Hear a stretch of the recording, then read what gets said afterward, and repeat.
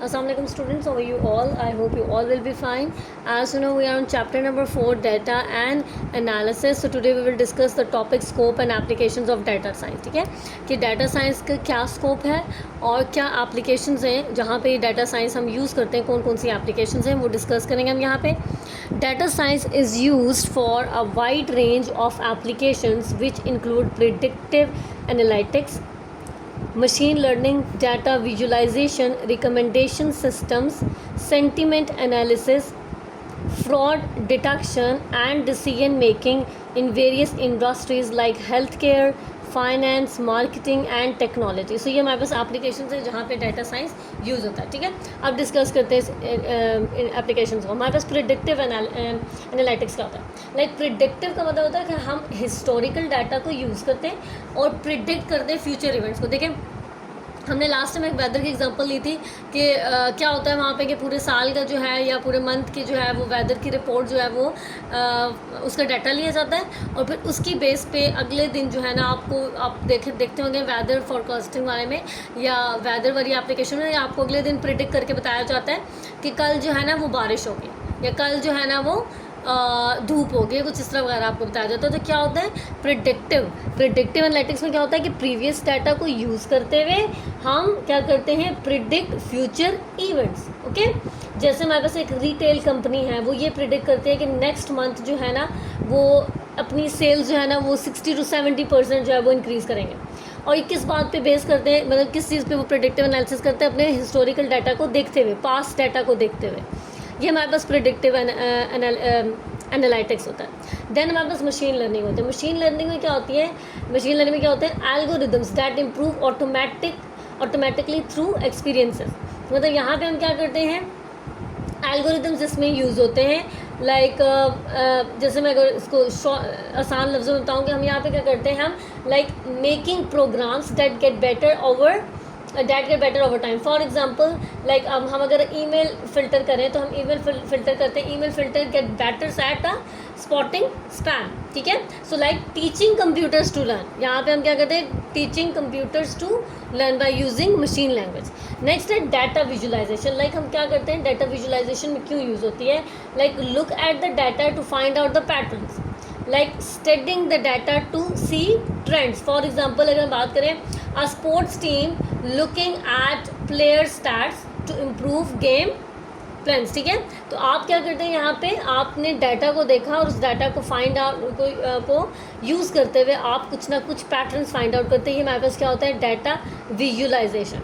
Next है हमारे पास recommendation systems. अच्छा, रिकमेंडेशन सिस्टम्स क्या होता है, लाइक हाँ अगर हम इसकी बात करें रिकमेंडेशन सिस्टम्स की, तो लाइक ये क्या करते हैं, सजेस्टिंग प्रोडक्ट्स और services based on user behaviour. जिस तरह का यूज़र का बिहेवियर होगा उसी के अकॉर्डिंग क्या होगा, ये प्रोडक्ट सजेस्ट करेंगे, सर्विसेज जो है वो सजेस्ट करेंगे. जैसे हम एग्जांपल ले लें, जैसे नेटफ्लिक्स है. ठीक है, तो नेटफ्लिक्स क्या करता है, Netflix recommending movies based on what you are watched. Okay, so जो भी आप लाइक नेटफ्लिक्स पर देखें आपको हर तरह की movies according to the user behaviour उनको क्या किया जाता है, जो है ना आपको नेटफ्लिक्स में हर तरह की मूवी मिलती है. ठीक है, नेक्स्ट है सेंटिमेंट एनालिसिस. सेंटिमेंट एनालिसिस क्या होता है, determine the sentiments behind text. For example like analysing customer review to find out if they are positive और नेगेटिव. ये हमारे पास क्या होती है, सेंटिमेंट्स एनालिसिस. सेंटिमेंट एनालिसिस क्या होता है, determining sentiments behind the text. Okay, कि एनालाइज किया जाता है, कंप्यूटर के कस्टमर के रिव्यूज़ को एनालाइज किया जाता है, फाइंड आउट किया जाता है कि ये जो रिव्यूज़ हैं ये पॉजिटिव रिव्यूज़ हैं कस्टमर के या नेगेटिव रिव्यूज़ हैं. ठीक है, नेक्स्ट है हमारे पास फ्रॉड डिटेक्शन. फ्रॉड डिटेक्शन में क्या होता है कि हम क्या करते हैं, आइडेंटिफाई अनयूजुअल पैटर्न्स. ओके, हम आइडेंटिफाई करते हैं अनयूजुअल पैटर्न्स को that may indicate fraud. For example जैसे अगर हमारे पास a bank detecting suspicious transaction on a credit card. So fraud detection में हमारे पास ये आता है. नेक्स्ट है डिसीजन मेकिंग क्या होता है, use data to make inform decision. For example जैसे a hospital deciding the best treatment plan based on the patient data, के पेशेंट के डाटा को देखते हुए क्या करेगा, इसको कोई ना कोई लाइक कोई ट्रीटमेंट जो है सजेस्ट करेगा। तो ये हमारे पास होता है डिसीजन मेकिंग। ओके, नेक्स्ट है a business problem is a gap between that existing and desired state of the situation। Okay, अच्छा नेक्स्ट हमारे पास यहाँ पे इसकी कुछ ऑब्जेक्टिव्स हैं, इनको वन बाय वन डिस्कस कर लेते हैं। To decide the best route for shipping of good और पैसेंजर एयरप्लेन। अच्छा क्या होता है, जैसे एक हमारे पास एक लॉजिस्टिक कंपनीज होती है, कंपनी होगी, वो क्या करेगी, वो डाटा को यूज़ करेगी और डाटा को यूज़ करते हुए वो ऑप्टिमाइज डिलीवरी रूट्स बताएगी, ठीक है, ताकि वो फ्यूल और टाइम को सेव कर सकें। ठीक है, नेक्स्ट हमारे पास क्या होता है, to choose the best product among many which one to buy A and B. ठीक है, जैसे हमारे पास a customer using a data driven review को वो क्या करता है, यूज़ करता है platform data driven review platform को यूज़ करता है कि to decide between two smartphones. अगर आपके पास दो स्मार्टफोन है, ठीक है, और एक आपके पास आईफोन है और एक आपके पास एंड्रॉयड है, तो आप क्या करेंगे, आप उसकी मार्केट वैल्यू देखेंगे, आप उसके फीचर्स देखेंगे, स्पेसिफिकेशंस देखेंगे, उनकी बेस पे आप क्या करते हैं, जो भी आपको बेस्ट लगेगा आप उसको परचेज़ कर लेंगे। तो ये हमारे पास क्या है, to choose the best product among many which one to buy A and B. Next है to foresee delays for flight, ship, train through predictive analysis.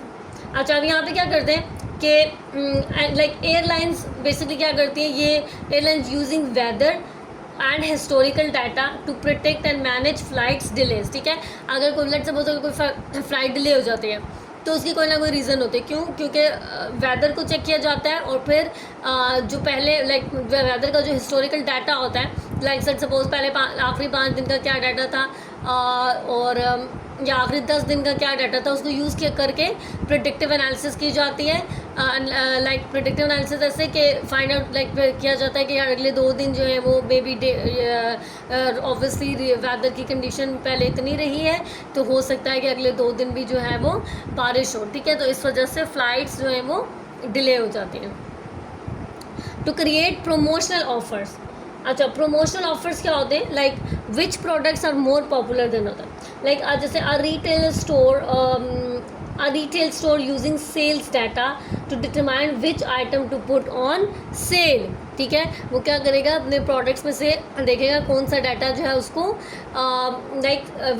किस आइटम पे उसने सेल लगानी है। ठीक है, to find the best suitable time to deliver good to reduce cost. अच्छा इसमें क्या होता है, जैसे हम एग्जांपल ले लें कि मेरे पास कोरियर सर्वर है, courier service using data to find out the least traffic time for deliveries.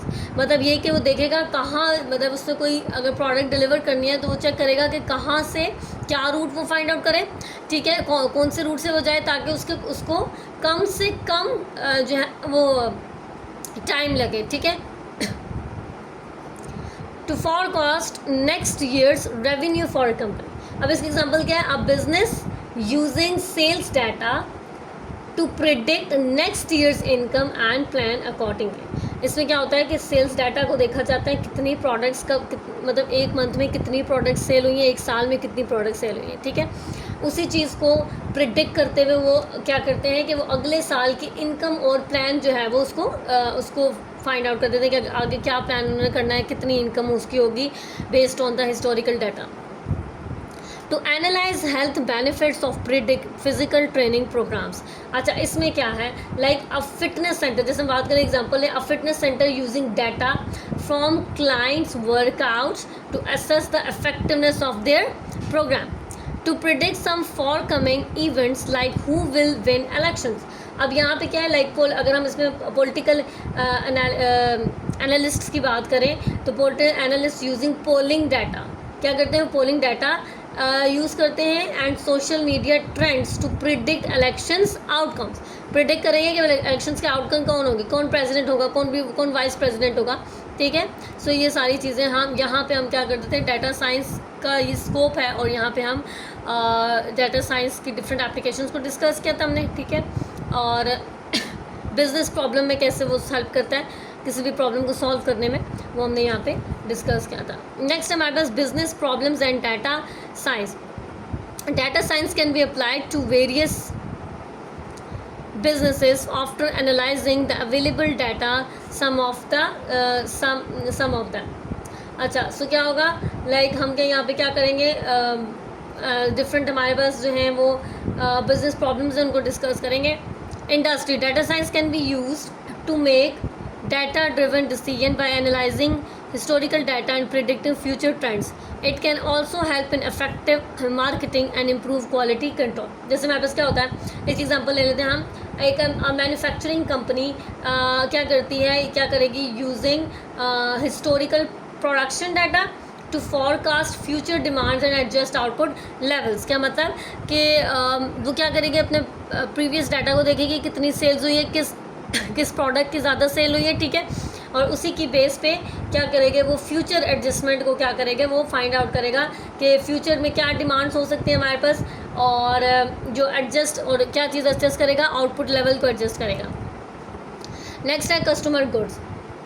Data science skills can be used to optimize inventory according to the demand forecasting of particular goods in particular social groups, communities and demographics. अच्छा, अब यहाँ पे क्या होता है, जैसे हमारे पास है a supermarket chain using purchased data to stock up on the products that are popular in different neighboring. Okay, so next, like यहाँ पे हम क्या कह सकते हैं इसको कि